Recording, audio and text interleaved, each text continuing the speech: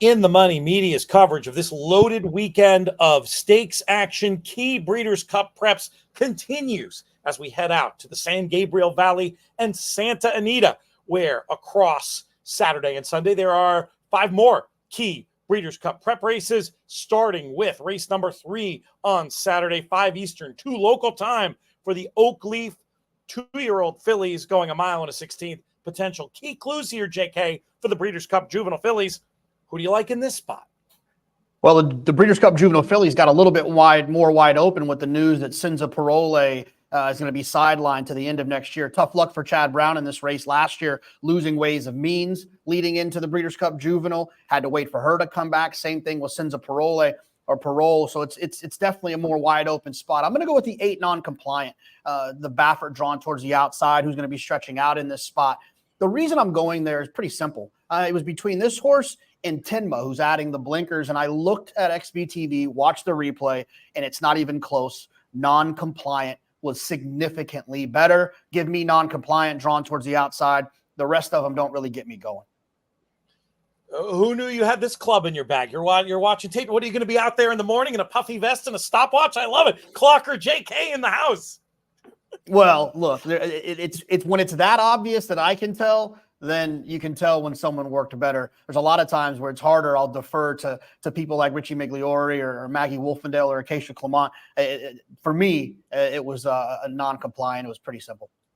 I'm giving you a hard time. I agree with you completely. Singing for the same hymn book. Little to add, other than the fact that I also just really like the impression non-compliant made during that first race. If you look at her time form US pace line, getting faster throughout what professional bettor Paul Matisse calls an upline, that suggests she's going to be able to handle the stretch out, as does her pedigree sire. Tis the Law hasn't had many going long on the dirt yet, but he did that pretty well himself, and I think his babies will too, and I think there's stamina on the damn side. Non-compliant for me with the 3, Temba as another potential backup / exacta partner. Let's go to the very next race, JK. 2-year-olds once again in the Speakeasy Stakes, going 5 furlongs on the turf. There's some interesting questions here as some who's going to run where stuff, because Dream Away, the 5 runner, is cross-entered, but gosh, if she goes here, isn't she going to take a whole lot of beating? Who do you like in this year's Speakeasy? Yeah, there's been an article that she shipped. So unless they're going to ship her back, I would imagine that she's going to probably run in California. Look, she's going to take a ton of money. It's Wesley Ward in a 2-year-old turf sprint. We know the narrative there. She's going to take a lot of beating, like you mentioned, but I'm going to smash it to her outside. I love speed in turf sprints, and there's no turf sprint I love speed in more than a flat 5 furlong turf sprint. In Smash It's early pace figures in that last dirt race were blazing fast. And for 5 furlongs, I feel like sometimes it doesn't matter if you handle turf.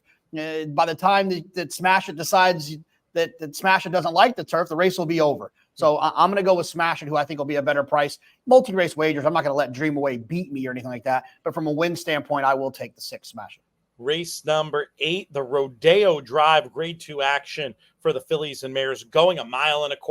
The 1.25 miles is the key factor to me, and why I'm going to try to take on I Scream, You Scream once again, even though she has kicked sand in my face, stuffed me in a locker the last 2. I think a horse like Be Your Best might be able to keep her honest enough with this added ground. Maybe it can set up for a horse like Aspen Grove, who has a litany of excuses for me in her past performance lines. Prior to that confidence-boosting allowance win at Saratoga, form's headed back in the right direction. She'll excel at the 1.25 miles. Aspen Grove for me in this one. How do you see the Rodeo Drive?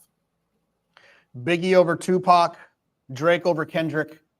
I'm going to go with Aspen Grove, drawn towards the outside. Like I said, she did get that great kind of confidence booster in that allowance race. She's got the back class. She's I love her silks that she's going to carry, those Glen Hill Farm silks. And even that, I think Jack Sisterson does an outstanding job. She's drawn well to the outside. I think she's going to be tough in here. And I'm hoping that this will lead to her running in the filly and mare turf, where the waters will get significantly deeper for her. But I do think she's a very, very talented horse.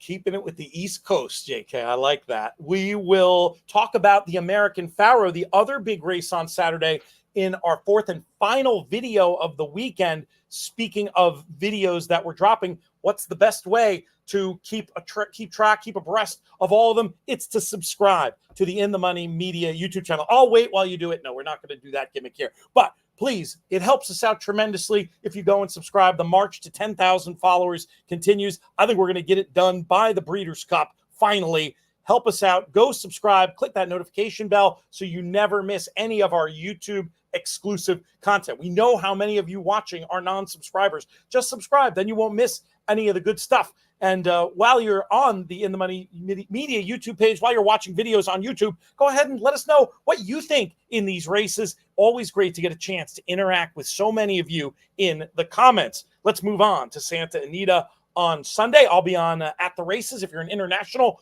viewer, you can watch me on TV, Sky Sports Racing for this one.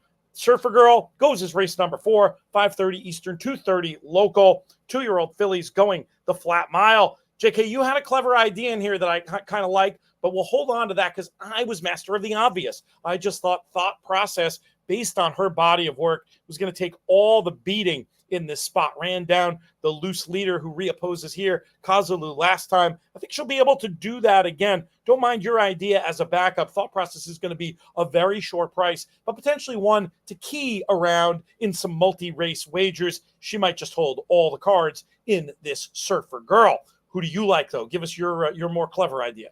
Yeah, I'm going to go down to the inside with Jack's Magic Girl, who returns to the grass. You got that dirty form with the dirt race there. And not like the worst form, but dirty enough. If you look at Jack's Magic Girl, first of all, she was closing into slow fractions, 113 of the 6 furlong. So sometimes the final figure can be a little bit tricky to do on that debut race. It's also tricky to do 2-year-old numbers because a lot of the science behind turf speed figures is comparing to what other horses has done in the past, because you need that kind of comparison to kind of identify, because the pace is so important in these races when it comes to the final time.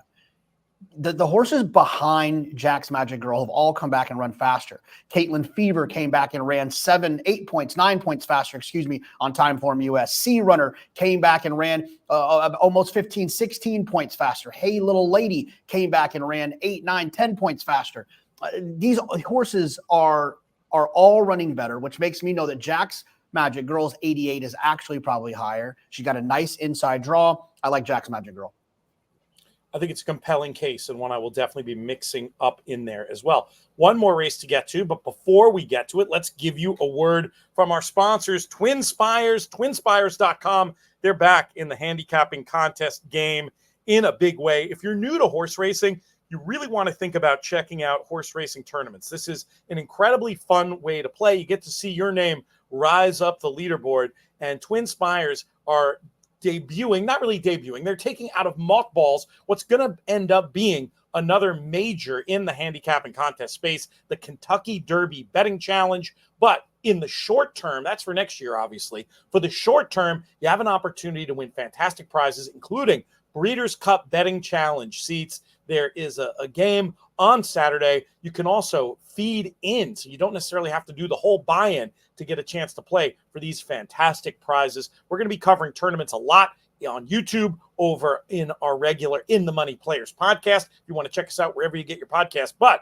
make sure if you're interested in tournaments, you go to TwinSpires.com. Very intuitive from there, how to get to this schedule and learn more about their fantastic array of handicapping contests. TwinSpires.com. Thanks for sponsoring this video. The last race we're going to talk about on this show, JK, we stay with the 2-year-olds. It's the Zuma Beach, going 1 mile, grade 3 action. Who did you come up with? Yeah, I'm going to be a little bit on the fence here, and maybe you can nail me down for an official pick. But the first one I like in here that I'm going to use is the 5-horse Articulus, undefeated, but has speed, right? Showed up, ran well going the flat 5 furlongs. I love that speed. And then comes back in the Del Mar race on September 6th, and it is close enough to a pretty quick pace, stays connected there and ran well. I like this horse from a speed standpoint. And then the other one that I'll use more of a closer type is, what are we calling this horse? Uncle Evco. A couple of spots to the outside, I believe the 7-horse. This horse was reported as a gelding since the last start, so you'd like to see a potential improvement there. And I thought ran well enough trying to close into what wasn't a very fast pace. So I'm going to take kind of what I feel is a nice speed play with Articulus, and then a nice closing play with Uncle Evco. Those are the two that I'll use in here. There's some other horses in here that make some sense, but these are the ones that I felt like could present some value. I get them both, especially the value case on Uncle Evco, just a maiden, but I think you can argue pace compromise the last two starts, and that gelding operation can bring them forward, as we've seen, the ultimate equipment change. I'm going to go in a different direction. Call me a homer, but number 3, Iron Man Cal, owned in by Little Red Feather, one of whose partners is Andrew Brown, who produces a lot of our YouTube content, though not this video in particular. But that's not why I'm picking this horse. I thought the debut was promising, moved early into a fast pace in a race where it showed some ample speed, and then just moved much more efficiently through that race on September 7th, going a mile, getting a pretty easy victory in this spot. Not going to be easy here. Going to be facing more pace than on the first day or in the second day, but I think we'll hopefully be able to put that new skill of running efficiently to good use, get a good forward trip. And this horse has a decent figure, and I think he has a chance to improve it and maybe put our Aussie friend, a.k.a. the Sex Dragon, Andrew Brown, in the winner's circle for the Zuma Beach on this Sunday card. Folks, make sure you stay tuned. We've got another video coming up. I think you can probably click on it right now to hear our thoughts on the Kentucky Derby prep races over the weekend. We will see you over there.